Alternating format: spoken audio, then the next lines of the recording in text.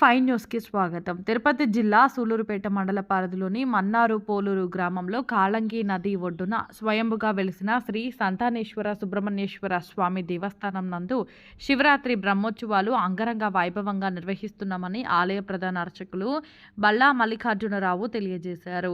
ఈ సందర్భంగా ఆలయ ప్రధాన అర్చకులు మాట్లాడుతూ తండ్రి మరియు తనయుడు ఒకే పీఠంపై వెలిసి ఉండడం విశేషమన్నారు.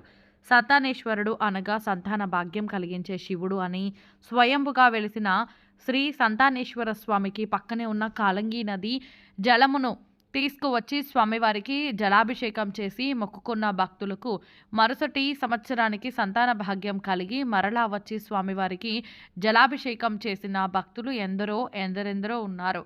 అంతటి విశిష్టత కలిగిన స్వామివారి ఆలయానికి 15వ తేదీ నుండి 18వ తేదీ వరకు జరుగు శివరాత్రి బ్రహ్మోత్సవాలకు నలుమూలల నుండి భక్తులందరూ విచ్చేసి స్వామివారిని దర్శించుకొని తీర్థ ప్రసాదాలు స్వీకరించవలసిందిగా కోరారు. కూడా నమస్కారము. తిరుపతి జిల్లా సూలూరుపేట మండలం మన్నారపూలూరు గ్రామంలో ఈశాన్య భాగంలో కాళంగి నది ఒడ్డున స్వయంభూరుగా వెలిసినటువంటి శ్రీ సంతానేశ్వర స్వామి సుబ్రహ్మణ్య స్వామి ఒకే పీఠం మీద వెలిసి ఉన్నారు. ఇది ప్రతి సంవత్సరం లాగానే ఈ సంవత్సరం కూడా మహాశివరాత్రి పాంచాహ్నిక బ్రహ్మోత్సవం జరుగుతూ ఉన్నాయి. అందుకని ఈ సంవత్సరం 14వ తారీఖు రాత్రి 3 గంటల దగ్గర నుంచి జలాభిషేకం చేయే భక్తులకు ఆదివారం మధ్యాహ్నం 15వ తారీఖు మధ్యాహ్నం 12 గంటల వరకు కేటాయించడమైనది. తదుపరి మళ్ళీ స్వామివారికి అలంకరణలు అర్చనలు ఇవన్నీ కూడా నైట్ 12 గంటల వరకు చేస్తూ ఉంటాము. 12 గంటల దగ్గర నుంచి మళ్ళీ లింగోద్భవ కాలాభిషేకం జరుగుతుంది. అలాగే పక్క రోజు 16వ తారీఖు సోమవారం నాడు అన్నదాన కార్యక్రమం జరుగుతుంది. అలాగే పక్క రోజు మరలా 17వ తారీఖు మంగళవారం సాయంకాలం 6 గంటలకి శ్రీ పార్వతీ పరమేశ్వరుల కళ్యాణం జరుగుతుంది.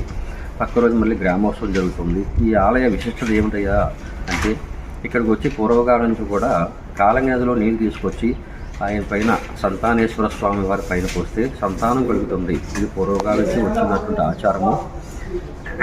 ప్రతి ఒక్కరిలో కూడా ఈ సంతానం లేటువంటి వాళ్ళు వచ్చి ఇక్కడ 108 చెంబులు కానీ 54 చెంబులు కానీ నీళ్ళు పోస్తే వచ్చే సంవత్సరానికి మళ్ళీ 12 మగబిడ్డ కానీ ఆడబిడ్డ కానీ తీసుకుని వచ్చి మళ్ళీ స్వామివారికి చూపించి భక్తులు ఏమంది కూడా చాలా సంతోషంగా ఉంటూ ఉన్నారు. ఎంతకాలంగా కూడా ఇది ఈ సంవత్సరం కూడా అదే మాదిరిగా జరుగుతూ ఉన్నది. ఈ యొక్క వాళ్ళ కోరికల మీద ఈ యొక్క దేవాలయానికి వచ్చి 14వ తారీఖు రాత్రి 3 గంటల నుంచి ప్రారంభమైన జలాభిషేకంలో పాల్గొని ఈ కార్యక్రమం చేయవలసిందిగా కోరుతున్నాం.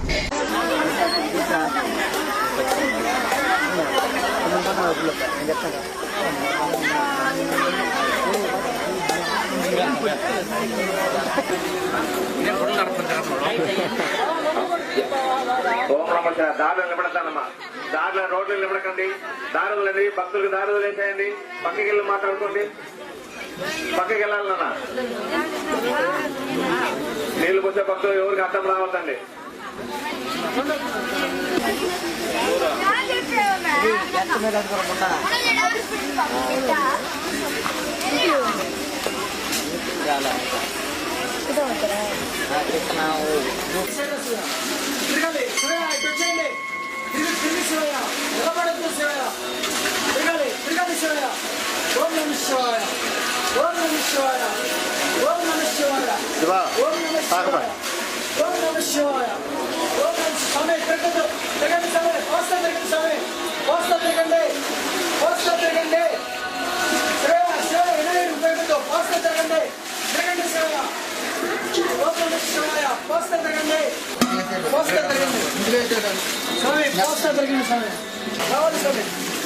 ఓం నమ శివాయ. శివాయ తిరగాలి తిరగాలి తిరుగు స్వామి తిరుగు స్వామి తిరుగు స్వామి తిరగాలి నిలబడద్దు.